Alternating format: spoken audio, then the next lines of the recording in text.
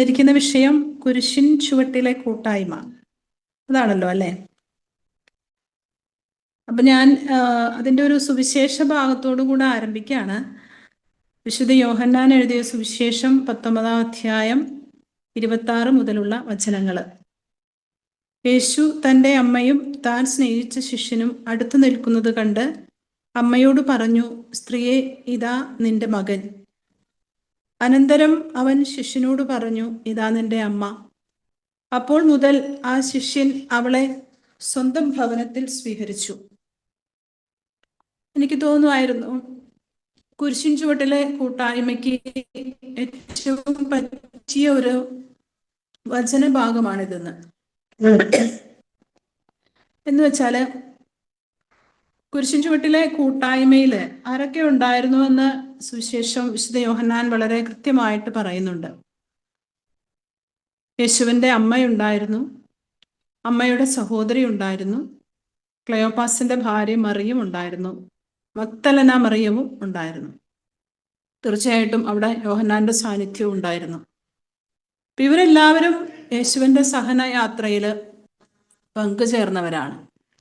ഒരുപക്ഷെ സ്വന്തം മകൻ ഇത്രയും കഠിനമായ പീഡകളിലൂടെ കടന്നു പോയപ്പോൾ പരിശുദ്ധ അമ്മയായിരിക്കും ഏറ്റവും കൂടുതൽ നൊമ്പരം അനുഭവിച്ചത്, അല്ലെങ്കിൽ ഏറ്റവും കൂടുതൽ സഹനം അനുഭവിച്ചത് പരിശുദ്ധ അമ്മയാണെന്ന് നമുക്ക് പറയാനായിട്ട് അല്ലെങ്കിൽ കാണാൻ സാധിക്കും. അപ്പോൾ കുരിശിൻ്റെ യാത്രയിൽ ഒന്നിച്ചു നിൽക്കുക എന്നുള്ളത് ഏതൊരു വ്യക്തിയെ സംബന്ധിച്ചും വളരെ അർത്ഥവത്തായ ഒരു കാര്യമാണ്, അല്ലെങ്കിൽ വളരെ അനിവാര്യമായിട്ടുള്ള ഒരു കാര്യമാണെന്ന് നമുക്ക് പറയാനായിട്ട് സാധിക്കും. പരിശുദ്ധ അമ്മ ഒരിക്കലും കുരിശിൻ്റെ യാത്രയിൽ മകനിൽ നിന്ന് അകന്നു പോണില്ല, അല്ലെങ്കിൽ ആ യാത്രയിൽ കുരിശ് ചുമക്കാൻ ഈശോയെ പരിശുദ്ധ അമ്മ സാന്നിധ്യം കൊണ്ടും പ്രാർത്ഥന കൊണ്ടും താൻ അനുഭവിച്ച, അമ്മ എന്ന നിലയിൽ മാതാവ് അനുഭവിച്ച ആ സങ്കടങ്ങളിലൂടെയൊക്കെ പരിശുദ്ധ അമ്മ കുരിശ് ചുമക്കാൻ ഈശോയെ സഹായിക്കുകയായിരുന്നു. പ്രിയപ്പെട്ടവരെ, നമ്മുടെയൊക്കെ കുടുംബജീവിതം, വ്യക്തിജീവിതം എന്നൊക്കെ പറയുന്നത് ഇത്തരത്തിലുള്ള ഒരുപാട് സഹനങ്ങളിലൂടെ കടന്നു പോകുന്ന ഒന്നാണ്. നമുക്കും നമ്മുടെ ജീവിതമാകുന്ന യാത്ര, കുരിശ് യാത്ര, നമ്മുടെ ദൗത്യങ്ങളിലൂടെ പൂർത്തീകരിക്കേണ്ടിയിരിക്കുന്നു. തീർച്ചയായിട്ടും ഒരു കുടുംബജീവിതത്തിലെ പുരോഹിതരെന്ന് പറയുന്നത് അപ്പനും അമ്മയാണല്ലോ, ഭാര്യയും ഭർത്താവും. ഇവർക്ക് കുടുംബമാകുന്ന അടുക്കളയിൽ ബലിയർപ്പിക്കേണ്ടതുണ്ട്. ഈ ബലിയർപ്പണം പൂർത്തിയാക്കണമെങ്കിൽ കർത്താവ് എപ്രകാരം തൻ്റെ ജീവിത ദൗത്യം ആക്കിയോ അത്തരത്തിലുള്ള ഒരു മനോഭാവം ഉൾക്കൊള്ളേണ്ടിയിരിക്കുന്നു. നമുക്ക് ഈ നൊയമ്പ് കാലത്ത് പ്രാർത്ഥിക്കാം, കർത്താവെ, ഞങ്ങളുടെയൊക്കെ ജീവിതത്തിൽ അങ്ങ് നൽകിയിട്ടുള്ള കുരിശുകൾ അതിൻ്റെ പൂർണ്ണതയിൽ നിർവഹിക്കാനായിട്ടുള്ള ശക്തി നൽകണമേ എന്ന് നമുക്ക് ഓർക്കാം. നമ്മുടെ ശക്തിക്ക് മീതെ ദൈവം നമുക്കൊരു കുരിശും ജീവിതത്തിൽ ഒരിക്കലും തരില്ല. വിശുദ്ധ മറിയന്ത്രസ്യ വിശ്വാസം ശരണം പ്രത്യാശ എന്ന ദൈവിക പുണ്യങ്ങളിൽ ആഴപ്പെട്ട അമ്മ പറയുമായിരുന്നു, ദൈവശക്തിക്ക് മീതെ യാതൊന്നും സംഭവിക്കുന്നില്ല എന്ന്. നമുക്ക് ഈ നൊയമ്പ് കാലത്ത് അപ്പൻ എന്ന നിലയിൽ, അമ്മ എന്ന നിലയിൽ, ഭാര്യ എന്ന നിലയിലൊക്കെ എൻ്റെ ജീവിതയാത്രയിൽ ഞാൻ പൂർത്തീകരിക്കേണ്ടതായ കുരിശുകളെ ഏറ്റവും സന്തോഷപൂർവ്വം സ്വീകരിക്കാനും അതിനെ അനുധാവനം ചെയ്യാനുമൊക്കെയുള്ള ഒരു കൃപയ്ക്ക് വേണ്ടി, വലിയ ശക്തിക്ക് വേണ്ടി നമുക്ക് പ്രാർത്ഥിക്കേണ്ടിയിരിക്കുന്നു. നമ്മളൊരു പക്ഷെ ചിലപ്പോഴൊക്കെ ജീവിതത്തിൽ ദൈവം തന്ന ചില സഹനങ്ങളെയൊക്കെ നോക്കി നമ്മൾ ചോദിക്കാറില്ലേ, എന്തിനാ കർത്താവ് എത്രയും സഹിക്കാൻ തരണേ, ഇത്രയും വേണ്ടായിരുന്നു, അല്ലെങ്കിൽ ഇത്തിരി കൂടിപ്പോയെന്നൊക്കെ നമ്മൾ പറയും. പക്ഷെ പ്രിയപ്പെട്ടവരെ, നമുക്കൊക്കെ വഹിക്കാവുന്ന കുരിശേ ദൈവം തരുകയുള്ളൂ. നമ്മളൊരു കഥ കേട്ടിട്ടില്ലേ, ഇങ്ങനെ കുരിശിൻ്റെ വലിപ്പം കൂടിയത് കൊണ്ട്, ജീവിതത്തിൻ്റെ സഹനങ്ങൾ കൂടിയത് കൊണ്ട് ഒരു ചെറിയ കുരിശു മതി എന്ന് പറഞ്ഞപ്പോൾ കർത്താവ് പറഞ്ഞു, നിനക്ക് ഇഷ്ടമുള്ളത് എടുത്തോ എന്ന് പറയുന്നൊരു കഥ. അദ്ദേഹം അതിലെ ഏറ്റവും ചെറിയ കുരിശ് നോക്കിയെടുത്തു. പക്ഷെ അവസാനം രക്ഷപ്പെടാനുള്ള ഒരു സമയത്ത് ഈ കുരിശ്, അല്ലെങ്കിൽ ഒരു നദി കടന്നു പോകുന്ന സമയത്ത് ഈ കുരിശ് നെടുകെ വെച്ചിട്ട് വേണം അപ്പുറത്തോട്ട് കിടക്കാനായിട്ട്. കുരിശ് ചെറുതായതുകൊണ്ട് നദി കിടക്കാൻ പറ്റിയില്ല, അയാൾ മാത്രം രക്ഷപ്പെടാതിരിക്കുന്നു. എൻ്റെ ഒരു ചെറിയ ഓർമ്മയാണ് കേട്ടോ അത്. ഞാൻ പറയുന്നത്, അനുദിന ജീവിതത്തിലെ കൊച്ചു കൊച്ചു സഹനങ്ങൾ ഏറ്റെടുക്കാനും ദൈവം നമ്മെ ഏൽപ്പിച്ച ദൗത്യങ്ങൾ പൂർത്തീകരിക്കാനുമൊക്കെയുള്ള വലിയൊരു കൃപയ്ക്ക് വേണ്ടി നമുക്ക് ഇന്നത്തെ ദിവസം പ്രത്യേകമായിട്ട് പ്രാർത്ഥിക്കാം. അതോടൊപ്പം തന്നെ ഈ കുരിശിനോടൊപ്പം നടക്കുക എന്നുള്ളത് ഒരു റിസ്ക്കാണ് കേട്ടോ.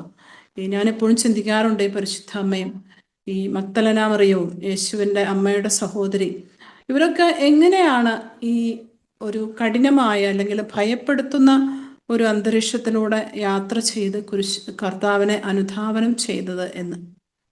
അത് തീർച്ചയായിട്ടും വലിയ സ്നേഹത്തിൽ നിന്ന് വരുന്നതാണ്. സ്നേഹത്തിൽ നിന്നാണ് നമുക്ക് കുരിശുകളെ സ്വീകരിക്കാനായിട്ട് സാധിക്കുക. ഈ നൊയമ്പ് കാലത്ത് നമുക്ക് പ്രാർത്ഥിക്കേണ്ടത്, ദൈവമേ, അങ്ങയോടുള്ള ഒരു അഗാധമായ സ്നേഹം കൊണ്ട് എൻ്റെ ജീവിതത്തെ, എൻ്റെ ഹൃദയത്തെ നിറയ്ക്കണമേ എന്നാണ്. എങ്കിലാണ് നമുക്ക് ദൈവമഹത്വത്തിനായിട്ട് ജീവിക്കാനും ദൈവത്തിൻ്റെ നാമത്തിൽ കുരിശുകളെ സ്വീകരിക്കാനുമായിട്ട് സാധിക്കുക. ഇതുപോലെ തന്നെ നമ്മുടെ ജീവിതവുമായിട്ട് ബന്ധപ്പെടുത്തുമ്പോൾ നമ്മുടെ കുടുംബത്തിലുള്ളവരോട് നമുക്ക് എന്തുമാത്രം സ്നേഹവും കടപ്പാടും കടമയൊക്കെ ഉണ്ടോ, അതനുസരിച്ചായിരിക്കും അവർക്ക് വേണ്ടി നമ്മൾ ചെയ്യുന്ന ചില കൊച്ചു കൊച്ചു ത്യാഗങ്ങളൊക്കെ. ഈശോയെ അനുധാവനം ചെയ്ത എല്ലാവരും തന്നെ അവിടത്തോട് അഗാധമായ സ്നേഹം ഉള്ളവരായിരുന്നു. നമ്മൾ കുരിശിൻ്റെ യാത്രയിൽ ഒരു വെറോനിക്കയെ കണ്ടുമുട്ടുന്നുണ്ടല്ലേ. അവൾക്കും ഭയമൊന്നുമില്ല യേശുവിൻ്റെ പുറകെ പോകാനും യേശുവിന് വേണ്ടിയിട്ട് ഒരു ആശ്വാസം പകർന്നു കൊടുക്കാനും ഒക്കെ. അതുപോലെ തന്നെ മഗ്ദലന മറിയത്തെ നമ്മൾ കണ്ടുമുട്ടുന്നുണ്ട് അല്ലേ. ഒരു രാത്രിയുടെ ഭീകരതയെ, അല്ലെങ്കിൽ നേരം വെളുപ്പ കാലമായിട്ടുണ്ടായിരുന്നുള്ളൂ, അതിനൊന്നും ഭയക്കാതെ കർത്താവിൻ്റെ സന്നിധിയിലേക്ക് എത്താനുള്ള ഒരു ദാഹം. അവളും കരഞ്ഞത് ക്രൂശിതനായ മരിച്ച് അടക്കപ്പെട്ട കല്ലറയിലായ കർത്താവിനെ കാണാഞ്ഞിട്ടാ. അവളോട് കർത്താവ് പ്രത്യക്ഷപ്പെട്ട് ചോദിക്കുന്നുണ്ട്, നീ എന്തിനാ കരയുന്നേ? അവൾ പറഞ്ഞു, എൻ്റെ കർത്താവിനെ അവർ എടുത്തു കൊണ്ടുപോയി. ഇതും ഏകദേശം ഒരു കുരിശിൻ്റെ ഒക്കെ തന്നെ കൂട്ടായ്മയാണെന്ന് പറയാം. പ്രിയപ്പെട്ടവരെ, നമ്മുടെയൊക്കെ കരച്ചിൽ പലപ്പോഴും നമുക്ക് അതില്ല, ഇതില്ല, അത്ര എത്തിയില്ല, അവരെ പോലെ ആയില്ല, ഇവരെ പോലെ ആയില്ല എന്നൊക്കെ പറയാനാണ്. നമുക്ക് കർത്താവിന് വേണ്ടി കരയാം. എൻ്റെ ജീവിതത്തിൽ എൻ്റെ ദൈവത്തെ കാണാത്ത ഒരു നിമിഷം ഉണ്ടാകാതിരിക്കട്ടെ. എനിക്ക് ദൈവത്തെ കാണാൻ പറ്റാതിരിക്കുമ്പോൾ എൻ്റെ മനസ്സ് സങ്കടപ്പെടട്ടെ. ആ സങ്കടത്തിൽ നിന്നുകൊണ്ട് കർത്താവിനെ കാണണമെന്നുള്ള അഗാധമായ ഒരു ആഗ്രഹം മനസ്സുദിക്കട്ടെ. അങ്ങനെ കൂട്ടായ്മയിലേക്ക് പങ്കെടുക്കുമ്പോൾ ഈ നൊയമ്പുകാലം ഏറ്റവും അർത്ഥവത്തായിട്ട് ചെലവഴിക്കാൻ ഒരിക്കൽ കൂടെ 3 കാര്യങ്ങളിലേക്ക് നമ്മുടെ ശ്രദ്ധ തിരിക്കാം. ഒന്ന്, ദൈവം എനിക്ക് പറ്റുന്ന കുരിശ് എനിക്ക് തരുള്ളൂ. ആ കുരിശിനെ സന്തോഷപൂർവ്വം സ്വീകരിക്കാനുള്ള കൃപയ്ക്ക് വേണ്ടി പ്രാർത്ഥിക്കാം. കുരിശിനോട് ചേർന്ന് നിൽക്കുക എന്നുള്ളതും അനുദിന ജീവിതത്തിലെ സഹനങ്ങളെ ഉൾക്കൊള്ളുക എന്നുള്ളതും വളരെ റിസ്ക്കുള്ളൊരു കാര്യമാണ്. പക്ഷെ കർത്താവ് നമ്മെ ക്ഷണിക്കുന്നത് ഈ ഒരു റിസ്ക് സ്വീകരിക്കാൻ തന്നെയാണ്. നമുക്ക് പ്രാർത്ഥിക്കാം, ഈശോയെ, എൻ്റെ അനുദിന ജീവിതത്തിലെ കുരിശുകൾ ഏറ്റവും സന്തോഷത്തോടു കൂടെ സ്വീകരിക്കാനുള്ള വലിയ ഒരു ഉൾക്കാഴ്ച ശക്തി എനിക്ക് തരണമേ എന്ന്. അതോടൊപ്പം തന്നെ കർത്താവിനോടുള്ള ഒരു അഗാധമായ സ്നേഹം കൊണ്ട് നിറയുന്ന മനസ്സിലാണ് എല്ലാ സഹനങ്ങളെയും അതിജീവിച്ച് കുരിശ് യാത്ര അനുധാവനം ചെയ്യാനായിട്ട് സാധിക്കുക.